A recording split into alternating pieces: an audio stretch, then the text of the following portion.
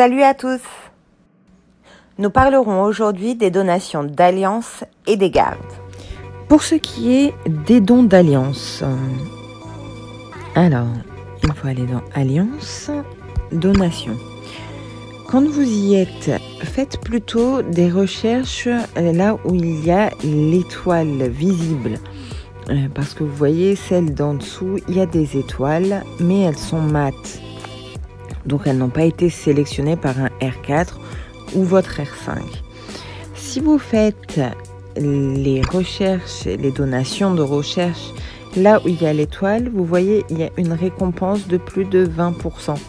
Contrairement à là où elles n'y sont pas, les étoiles, et du coup, vous n'avez pas de 20% en plus. Donc, faire ce type de donation vous ramène 20% en plus de récompense.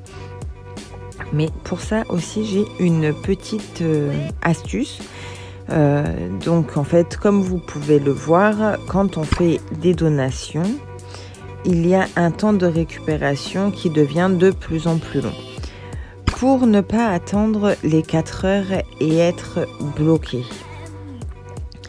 je vous conseille de vous arrêter 10 minutes avant le temps de récupération des 4 heures, c'est-à-dire à 3h51, là par exemple, ou sinon ça peut aller jusqu'à 3h59 puisque ça dépend de quand vous allez commencer, où en est le compteur. Donc arrêtez-vous, sachant que ça monte de 10 en 10, ok?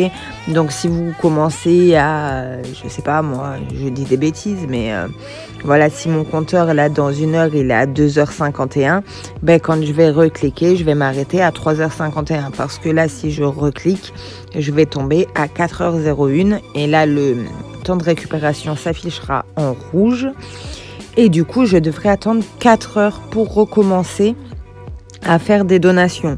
Là, dans une heure, je peux en faire une petite série, quoi. Je peux remonter encore jusqu'à ce niveau-là et puis attendre encore, je sais pas, une heure, puis refaire. Bref, au lieu d'attendre les 4 heures sans rien faire au niveau des donations, je peux continuer à en faire et en faire toutes les heures. Voilà, donc ça, c'était la petite astuce. Ensuite, nous parlerons des gardes. Les gardes se trouvent ici. Donc, vous avez le hall de recrutement. Dans le hall de recrutement, vous avez la partie en verte qui est apprenti, la partie confirmée qui est en bleu et la partie maître qui est en rouge. Donc, quand vous allez aller sur chacune de ces catégories, là, je vais cliquer sur le point d'info. Donc, vous avez ce que vous pouvez avoir comme récompense dans la catégorie apprenti. Ce que vous pouvez avoir comme récompense dans la partie confirmée et ce que vous pouvez avoir en récompense dans la partie maître. Donc forcément, plus vous montez vers la catégorie maître, donc confirmé et maître, plus les récompenses vont être intéressantes parce que plus rares. Donc voilà, là nous pouvons avoir la liste des héros. Donc dans la liste des héros, vous retrouverez la liste des gardes, pardon, pas des héros. Dans la liste des gardes, vous allez avoir ceux que vous avez déjà et aussi ceux qui vous manquent et combien vous avez de fragments de ces gardes-là avant d'arriver à les faire. Par exemple, pour Monsieur Désessart, pour moi, j'ai 10 fragments, il m'en manque encore 10 pour pouvoir le recruter. Après, par rapport justement aux couleurs, je vais aller, moi, vous montrer ce que j'ai. Donc, la garde.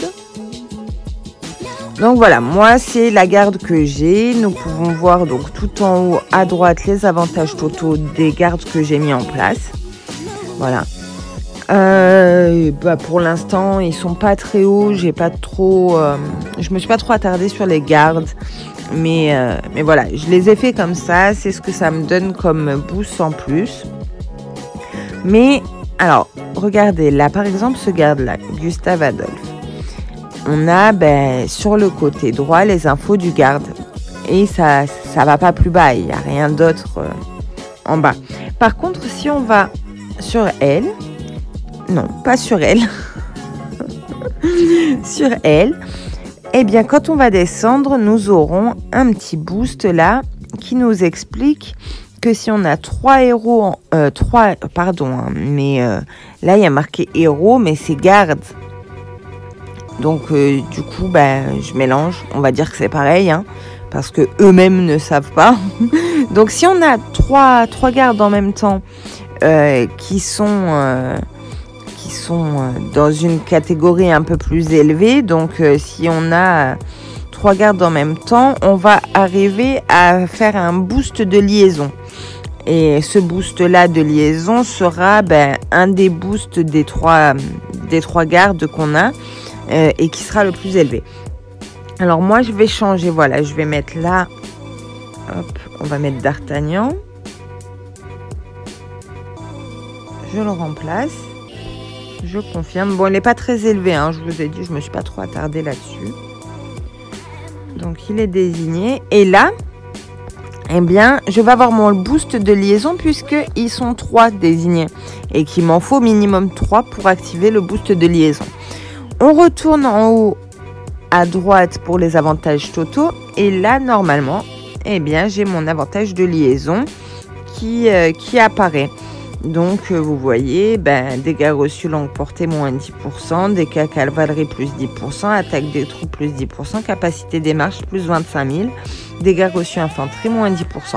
Voilà, après, je pense que selon les gardes qu'on met, les avantages de liaison sont plus ou moins différents, et puis selon leur niveau aussi. Pour ce qui est des armes de garde, alors moi, personnellement, j'ai pas d'armes de garde pour l'instant, je n'ai pas les matériaux pour. Mais on peut voir en fait, si vous vous posez la question de quelle arme construire, pour quelle garde, souvent en fait sur les images, on voit les armes dont ils ont besoin. Par exemple, Brisemont, là il a une arbalète à la main. Lui, ça sera plutôt une espèce de pistolet. Désolée, je suis pas très forte en nom de pistolet, donc là aussi lui voilà, là ça sera l'arbalète. Et puis comme je vous ai montré tout à l'heure, par exemple, quand on a les avantages de liaison aussi, on peut voir à côté des noms aussi ce dont ils ont besoin comme arme. Voilà, après les armes, ça vous donne des boosts en plus pour votre garde. Voilà, par exemple, là, avec le pistolet doré royal, il va y avoir plus 30% de santé des troupes, l'attaque des troupes de 30%, et défense des troupes encore de 30%. Chaque arme va être plus ou moins bénéfique pour votre château, pour vos gardes. C'est quand même super intéressant les armes parce que je veux dire un bon plus 90% de santé des longues portées en attaque et en défense. Je pense qu'il n'y a personne qui crache dessus, quoi. Hein. On va pas tortiller du cul pour chier droit, comme on dit. Désolée, mais... Donc, voilà. Là, j'ai parlé des gardes, du don d'alliance. Je pense que, voilà, je vais m'arrêter là. J'espère que ça vous a aidé un peu. Après voilà, je suis pas développeur, c'est pas moi qui ai créé le jeu. J'essaye juste de donner des conseils et des petites astuces pour essayer d'évoluer tranquillement dans le jeu quand on est débutant. On n'a pas toujours les réponses à des questions simples. Et des fois, on s'attarde sur des choses qui n'ont pas d'importance. Donc moi, je suis là juste pour donner quelques conseils et astuces. Après, j'en ai qui viennent me dire oui, mais c'est basique, c'est pas assez ci, c'est pas assez ça. Oui, en fait, je ne suis pas super avancée dans le jeu. Je n'ai pas inventé le jeu, je suis pas développeur. Je vais pas sortir des trucs de malade, même si j'aimerais beaucoup, mais voilà, je n'ai pas cette prétention. J'essaye juste d'aider un maximum de personnes selon les questions que je reçois, selon les thèmes qu'on me demande, et voilà. Donc si ça vous aide, tant mieux. Si ça vous aide pas, eh bien écoutez, revenez dans quelques vidéos, j'aurai monté mon niveau et j'aurai d'autres conseils et astuces un peu plus élevés. Ah oui, on est en plein événement Halloween. Et dans la boutique Fantôme, bah moi j'ai vu, non, tout le monde l'a vu, mais il y a un petit cadeau sympa qui est pas très cher, c'est celui à 200 fantômes là à droite. Bah voilà, c'est un bonus de construction si votre niveau est de 1 à 30, donc c'est quand même assez global. Vous avez sur le coût et le temps de construction moins 33% pendant 5 jours. Alors je trouve que le rapport qualité-prix est assez bon parce que 200 petits fantômes, c'est assez facile à avoir. Et ça donne quand même un bon petit coup de pouce à votre bonus de construction. Après, si vous arrivez à avoir 2000, c'est vrai que celui-ci est encore mieux parce que du coup, il y a une réduction sur les ressources, les insignes de l'aristocrate et en plus, et le temps. Et en plus, c'est moins 50%, donc c'est encore mieux, c'est sûr. Mais là, dans le rapport qualité-prix, je trouve que c'était sympa celui-ci. J'espère que ça vous a plu. N'oubliez pas de liker la vidéo, de la partager et surtout de vous abonner. À bientôt.